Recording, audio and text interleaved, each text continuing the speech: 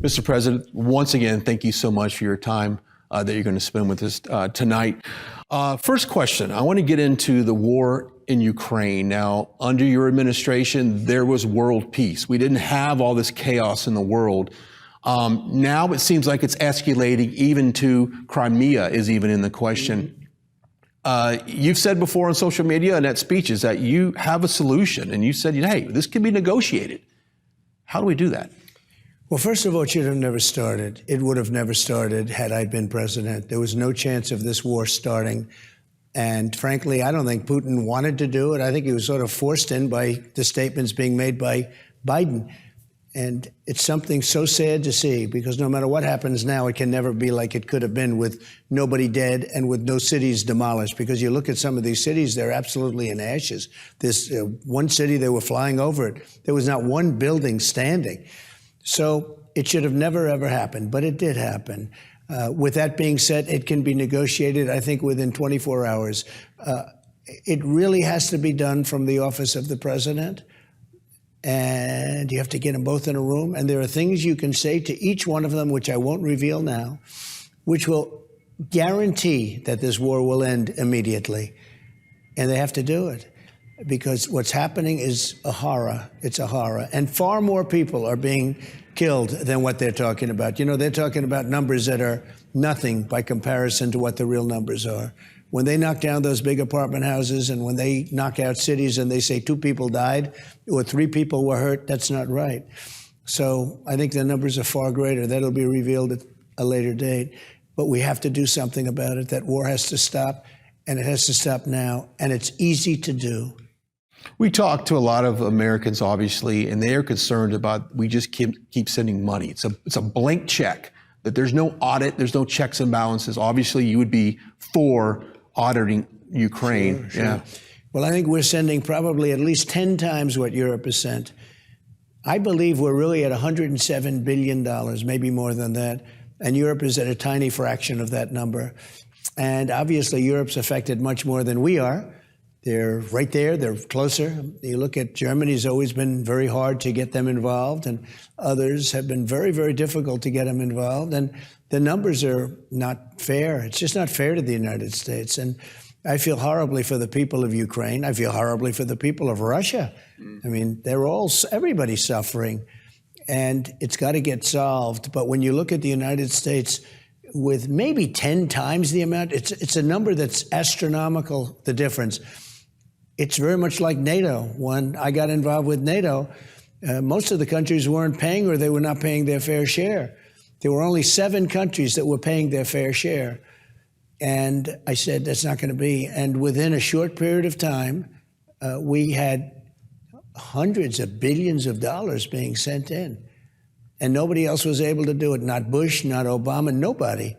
And I got it done. I had one meeting, and then the second meeting I went. I had to get a little, I had to gain a little bit of knowledge, but I did notice, I said, why aren't these people paid up? I used the word delinquent. They were delinquent. And when I went in the second time, I said, look, we have a problem. Nobody's paying. You're not paying your fair share. The United States was paying for everybody, in a sense. I mean, I believe the United States was paying close to 100% of NATO. So ridiculous. And it really is a protection of Europe. And so I would say that, we got to be smarter. And the money they have is money that I got. The reason they have money right now, I believe we got $440 billion paid into NATO in a fairly short period of time. They asked the question, well, does that mean that if we're not paid, the United States will not defend us against Russia if something should happen? I said, you mean you're not paid up? Yes, sir. I said, that's what it means. We will not defend you. And money poured in like nobody's ever seen. And the Secretary General, the gentleman that runs it, Stoltenberg, who's a good man, he said, I think he's my biggest fan. Now, he may not be anymore because, politically it may not be correct for him to say, oh, Trump was great. What he said was, there's never been anything like it. I've never seen anything like it, because he's been there a long time and other people before him. And you take a look and you ask him, and you should ask him, because if his answer is the same, he said, I never saw anything like it. It was amazing. So they have the money to do what they're doing now because of what I did with the countries that were not paid. All right, let's shift our attention over to the southern border. I think more Americans are more concerned about what's going on our southern border. Once again, under your administration, we had low border crossings, really relatively no drugs coming across the border. Now, over 300 people a day die of some kind of fentanyl poisoning. What's your plans on the border, obviously, to restore the wall? But many are asking for some type of war on the drug cartels, and if that was possible, but what's your thoughts on that? So we had the safest border in the history of our country, or at least recorded history. I guess maybe 1,000 years ago was even better, right? But we had the safest in the history of our country. I built hundreds of miles of wall. I got Mexico to give us 28,000 soldiers free by using our economic power. And I had a great relationship with the president of Mexico. But using our economic power, we were able to get 28,000 soldiers for nothing. And we created Stay in Mexico. We also created a system that nobody thought possible. If you're sick, you can't come into our country. And nobody even knew about that but me. And we had the safest border in history. We had the lowest drug numbers, I think, in 37 years. And they were going down to very little. And I even worked with China. I spoke to President Xi, and I said, you have to do something about the fentanyl that you're making and sending to Mexico. And he was doing that, and he was starting to do it. And I said, you have to criminalize it, meaning death penalty for those people that make it. And he was going to criminalize it, and he had started, and then we had a rigged election.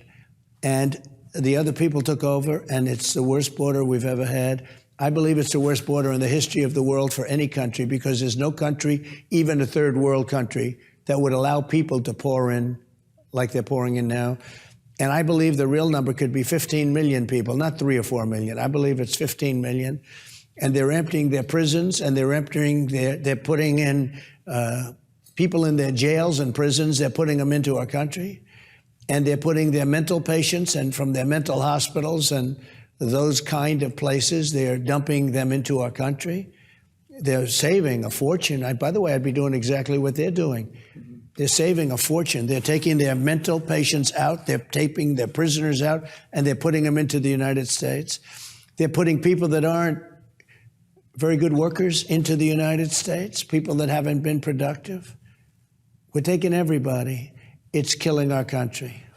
All right, we come back. We're going to ask the president about the media that has never been fair to him. Stick around. Okay, Mr. President, back in 2015, our CEO, Joe Seals, formed Right Side Broadcasting to do nothing but become a platform for you, your rallies. We showed the crowds. We turned the cameras. We did from start to finish. But we only wish everyone was like us. And we think that really the media has not covered you remotely and fairly. They've covered up stories. They didn't cover certain stories. What do you think the media is going to be like in 2024? Have they changed at all in the way they cover you? Well, not only the media, the FBI goes in and tells Twitter, don't cover, and it's misinformation. The laptop was misinformation or disinformation. They use both words, which are pretty much the same when you get right down to it. But what's happened is not even thinkable in our country. The media is fake. It's corrupt. It's bad. Not all of it, but a lot of it, most of it. It's very bad and very dangerous. And it's hard to believe when you think they don't want to have borders. They don't want to have good education. They don't want to have tax cuts. I gave the largest tax cuts in history. I gave the largest regulation cuts in history. They don't want that. They don't cover things like the disaster of Afghanistan, that horrible, horrible period of time, which is the most embarrassing time ever. You don't see anything about that. That was just a short story. That was the worst. I believe it was the most embarrassing time in the history of our country. No, the media is very corrupt, so you have to fight through it. The advantage you have now is that, because I used to get a lot of press for 2016, but they had no idea. You know, we sort of snuck up on them. Would you did. say? We snuck in there, and they had no idea. They said, we'll never let it happen again. I mean, they were on record as saying, we'll never let that happen again. Right after the election, they couldn't believe it. But I got tremendous coverage. And then for 2020, they were nasty no matter what you did. It didn't matter how big a success you had, they were nasty. And that continues to this day. And they won't cover positive things. And if something's negative, they'll make it extremely negative. They lie, and they put it out.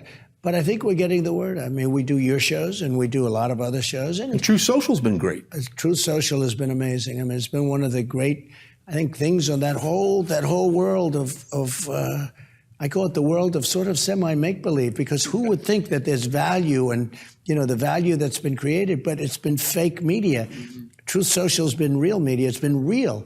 And I get my word out very well through Truth. And as you know, Twitter just took me back, and Facebook just took me back, and Instagram, and they want me. But, it's not exciting like it used to be, because there's no dialogue. There's no people fighting a little bit, mentally fighting.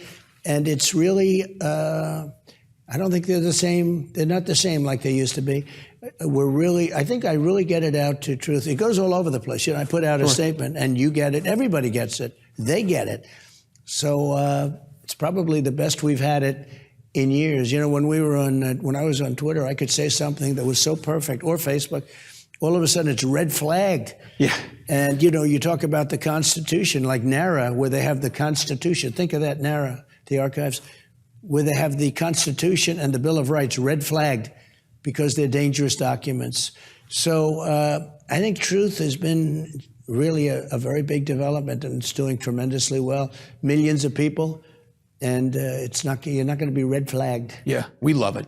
We love it. I know you do. All right, let's turn our attention to law and order. I mean, there's so much crime, not only in the big cities of America, but it is pushing out into the suburbs. And I've always said, no matter what rights you have, if you don't have the right and you're not comfortable and you don't feel safe, then nothing really else matters. What would be your plan to attack the crime that is out of control in really every American city? So one thing you have to do is you have to attack drugs. If you look at it, so much of the crime is caused by drugs. You look at some of these people going in and they rob stores with guns, and they don't even know where they are. Drugs are a big problem. And we were getting that down to a level that we haven't seen in decades. The other thing is you have to be tough. If somebody's robbing a store, you have to do what's necessary. When you see thugs coming out by the hundreds out of department stores where they're just breaking in and the police are standing there not doing anything, they want to do something, but they're not allowed to. They don't want to lose their job, lose their pension, lose their house and their family, because they take very strong measures against people that are doing their job. And so you have to give police back their authority. Now, you had a case in Memphis, which was so terrible, but that has to do with 5 or 6 people that just went crazy. I mean, whether you had regulations or not, I don't think it would have mattered. They went crazy for whatever reason. They just went absolutely bonkers. But you have to give the police back their authority. There are very few cases like Memphis, relatively speaking. You never hear about all of the great things that happened, the good things, the law and order, the prevention of crime. But the police have to be given back authority to stop the crime. We are in a crime wave in this country, the likes of which we've never seen before. And a lot of it has to do with Democrats running the cities. New York is a disaster. It's a disaster. Chicago is a disaster. Atlanta has got one of the highest murder rates, I think per capita, the highest.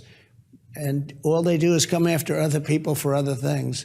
It's really an unfair situation and a dangerous situation. And you'd almost say, how does a country survive? You talk about all these regimes and everything where they don't have crime. They're rough and they're tough and they're not good and it's a bad system. But they show these clips of what's going on in Chicago and what's going on in New York. No cash bail, no cash bail. Who would think of it? Murderers have no cash bail. But they show these clips all over. And other countries don't view our country the same way anymore. So you have to get tough. And what I would do, and I did it to a certain extent, but you're supposed to let the governor or the mayor take care of their problems. But in Minneapolis, as an example, I sent in the National Guard. The governor didn't approve it. I sent it in. You have to do it. They're going to rip down the whole city. That city was going to be gone. And I saw CNN standing up, and the guy's talking about, well, this is a friendly protest. And behind him, the entire city was on fire. I said, these people are crazy. So it's Democrat-run cities. You don't really have that in the Republican-run cities. It's incredible to watch. So you need law and order. Yeah, we all need it. Okay, last weekend you were in Columbia, South Carolina, and after your great leadership segment where you rolled out your team there, you made a stop at a local ice cream business there, and you had a moment where an employee took time and asked if they could pray for you, and she said a small prayer over you and your campaign. How does that make you feel that America is literally praying for your safety and they're praying for this country and that you get back in the White House? What a great woman. She said, "May I pray for you?" And I sort of said, "What?" You know, we're standing in the middle of this place. And it was a nice place with a wonderful owner and wife, and very proud of it, and crowded.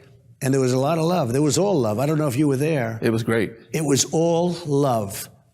There wasn't somebody in the back of the room doing bad things. It was just pure love for the country and for the former president. It was incredible, actually, to see. But the one woman wanted to pray, and she did, and I guess that got a lot of publicity. It went viral. Because there were a lot of cameras going when she was doing it, and she was terrific. No, it makes you feel very good, and it makes you also feel good to see a business like that where it's safe and secure, and the food's good, and all of those things. Yeah. As opposed to the other alternative, which is no good. Which is not good at all. All right, we come back. We're going to play something called 5 with 45. That's coming up after the break. Stick around. All right, welcome back. Let's play a game called 5 with 45. And I've got 5 quick questions. You just give me one-word answers if you could. All right, number 1, if you could use one club to play a round of golf, what club would that be? It would be the 5-iron. Okay. If you could play a round of golf with anyone dead or alive, who would that be? My father. There you go. Favorite artist or song that's currently on your playlist that you play at Mar-a-Lago or perhaps at the rally? I have so many, but you know, Lee Greenwood has done such an incredible job with our opening song, and I will tell you, we love Lee Greenwood. We do love him. All right. When's the last time you drove a vehicle? Well, I've been doing this stuff now for 6 years, so about 6 years ago. There you go. Final question, who you got in the Super Bowl this year? Eagles or Chiefs? Well, 2 really great teams. I mean, they really did it. I think I won't because politically I like both areas and they like me, and I better not get myself in trouble. But I will say you have 2 great teams, and maybe the 2 teams that most expected to be there. So it's going to be a great game. I think it's going to be a great game. All right. On that note, thank you, Mr. President, for your time as always. God bless. Thank you very much. Thank you.